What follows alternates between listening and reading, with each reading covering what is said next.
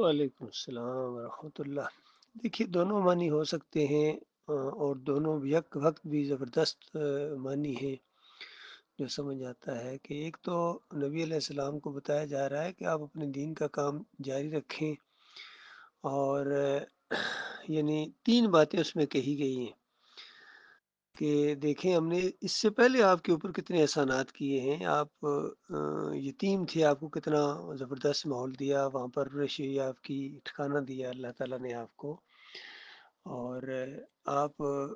یعنی جس طرح مکہ کا ماحول تھا کفر و شرک کے ماحول سے متنفر تھے، آپ ہدایت کے متلاشی تھے، ایمان کے متلاشی تھے، اور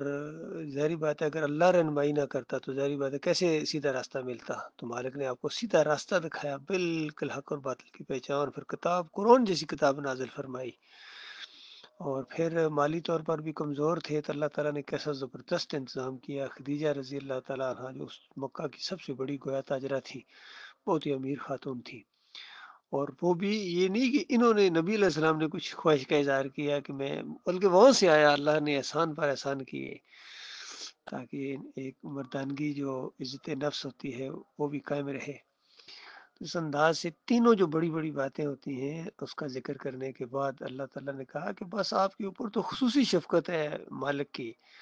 اور وجہ دین ہے، کوئی اور رشتہ داری نہیں، یاد رکھیے یہ تو احسان جتایا جا رہا ہے کہ اور شکر گزار ہو جائے، اور سے اور شکر گزار ہوتے جائیں۔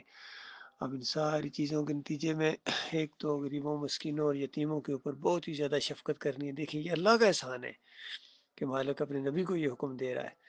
کتنا بڑا رحمت کرنے والا مالک ہے۔ ایک یتیم کو کتنا شکر گزار ہونا چاہیے، مسکین کو، کہ ہمارا دین کتنا زبردست ہے، سب کا خیال رکھتا ہے ہمارا مالک۔ اور پھر اس کے بعد کوئی سوال کرے، چاہے یہ دنیاوی لحاظ سے سوال ہو جس طرح کوئی مانگنے والے ہوتے ہیں، یا کوئی دینی سوال پوچھنے والا ہو، وہ بھی سوال ہی ہوتا ہے، تو ذرا برابر ماتھے کے اوپر شک نہ پڑے، اور بالکل اس کو جھٹکنے والا انداز نہیں ہونا چاہیے، بلکہ بہت ہی اچھے انداز سے ایسے لوگوں کے ساتھ ڈیل کیا جائے۔ اور پھر سب سے بڑھ کر آخر میں یہ ہے کہ بس اپنے مالک کی نعمتوں کا شکر کرتے رہیے، ہر جگہ اس کا چرچا کریں، اس کی باتیں کریں، اس کے دین کو پھیلائیں، اس کے کلمے کو بلند کرنے کے لیے اپنی جان لگائیں، اپنا سب کچھ نچھاور کر دیں اپنے مالک اور خالق کی خدمت میں، جس طرح ایک فرما بردار غلام فرما بردار بندہ کرتا ہے، اور پھر بندگی کا حق ادا کرنے کی کوشش کریں، اور سب کچھ کرنے کے بعد بھی گویا یہی سمجھے کہ مالک بندگی کا حق ادا نہ ہوا ہے، نہ ہو پا رہا ہے، نہ ہوگا کسی سے، کیونکہ مالک کتنی عظیم ہستی ہے۔ تو اس انداز سے یہ بات آئی، اور پھر ساتھ ہی کہا کہ یعنی دنیا کی طرف آپ نے ذرا برابر نہیں دیکھنا، ان قریب ہم آپ کو وہ کچھ دیں گے کہ دل آپ کا خوش ہو جائے گا۔ یعنی دنیاوی لحاظ سے بھی ہر آنے والا دن، ہر بعد والا دن آپ کو پہلے سے زیادہ اچھا آپ اس کو پائیں گے، اور خوش کرنے والے واقعات سامنے آئیں گے، دین پھیلے گا، اور ساری چیزیں جس انداز سے ہوئی ہیں یہ گویا ثابت ہو گیا کہ اللہ کی بات بالکل سچی، اللہ نے سچی ثابت کر دی کہ یعنی جب یہ صورت نازل ہوئی اس سے بعد ہر وقت آنے والا جو تھا وہ پہلے سے بہتر ہوتا چلا گیا، حالات کھلتے چلے گئے، مالک نے کیا سب کچھ، ظاہری بات ہے پھر نبی علیہ السلام کی آنکھیں ٹھنڈی ہوتی تھیں، ان چیزوں سے خوش ہوتے تھے نبی علیہ السلام۔ اور پھر آخرت کا معاملہ تو کہنا ہے کیا، وہاں جو آپ کے یعنی درجات ہیں اس کا تو تصور سے بھی دل کھل اٹھتا ہے، وہ تو دنیا سے بہت آگے والا معاملہ ہے۔ تو اسی طریقے سے یہ معاملات ہیں میرے بھائیوں۔ دیکھیے اللہ کا دین ہی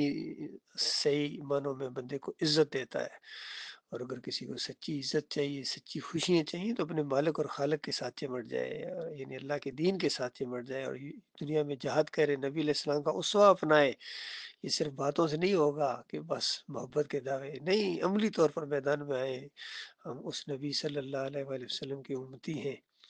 ان کے راستے پر ہیں، جنہوں نے کہا تھا کہ ایک ہاتھ پر سورج رکھ دو، ایک ہاتھ پر چاند رکھ دو، میرے سے یہ امید نہ رکھنا کہ میں اللہ کے دین کے معاملے میں کوئی تمہاری پرواہ کروں گا یا کسی اور کی پرواہ کروں گا، میں تو اللہ کا بندہ ہوں، اور یا میری جان جائے گی یا یہ دین غلبہ پکڑے گا، بس کوئی میرا نہیں ہے جو اللہ کا نہیں ہے۔ بالکل وہی سنت ہے، اسی انداز سے ہماری سوچ ہے، اللہ کے فضل و کرم سے یہ سوچ بھی جو پیدا ہوئی ہے یہ ہمارے مالک اور خالق کی دین ہے، اگر وہ یہ عطا نہ کرتا تو ہم یہ ایسی باتیں سوچ بھی نہیں سکتے تھے۔ اللہ تعالیٰ کا جتنا بھی شکر ادا کیا جائے کم میں، یہ توحید کی دعوت اٹھی ہے، اللہ تعالیٰ پھر اپنے بندوں کو نوازے گا جو اس راستے میں آگے آئیں گے۔ کفر و شرک کے اس طوفانوں کے خلاف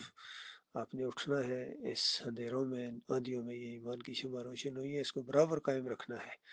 اور بالکل کھل کے الہ کو الہ واحد کی دعوت دینی ہے کہ تمہارا ایک مالک ہے، اس کے علاوہ نہ کوئی داتا ہے، نہ دستگیر ہے، نہ مشکل کشا ہے، نہ حاجت روا ہے، اور یہ جو نقلی داتا دستگیر بنائے ہوئے ہیں یہ کفر شرک ہے، اور ان کی میں بنیادوں کو پھیڑ دوں گا، ان سارے بتوں کو توڑوں گا انشاءاللہ، چاہے مورتیوں کی شکل میں ہوں، چاہے قبروں اور آستانوں کی شکل میں ہوں، چاہے گنبدوں اور مزاروں کی شکل میں ہوں، چاہے ان بادشاہوں کی شکل میں ہوں، جو بھی ہے ان ساروں سب کی بادشاہیوں کے الٹ دیا جائے گا انشاءاللہ، ہر طرف اللہ کی بندگی ہوگی، اللہ کا دین نافذ ہوگا، یہ حدیث میں یہ تو ہونا ہی ہونا ہے بھائی، مسلم کی روایت کے اندر ہے کہ 7 سال اس زمین کے اوپر ایسے آئیں گے کہ سوائے مومنوں کے کوئی کافر مشرک نہیں ہوگا، کوئی منافق نہیں ہوگا، مخلص مومن ہوں گے، اور یہ دیوبندیت، بریلویت، اہل حدیثیت، یہ جتنے فرقے بنے ہیں اسلام کے اندر ان کا ختمہ ہو جائے گا، یہ خالص اسلام کی طرف آ جائیں گے، مومن کہلائیں گے، اور یہودیت اور عیسائیت کا بھی خاتمہ ہو جائے گا، دوسرے سارے ادیان بالکل گھٹنے ٹیک جائیں گے،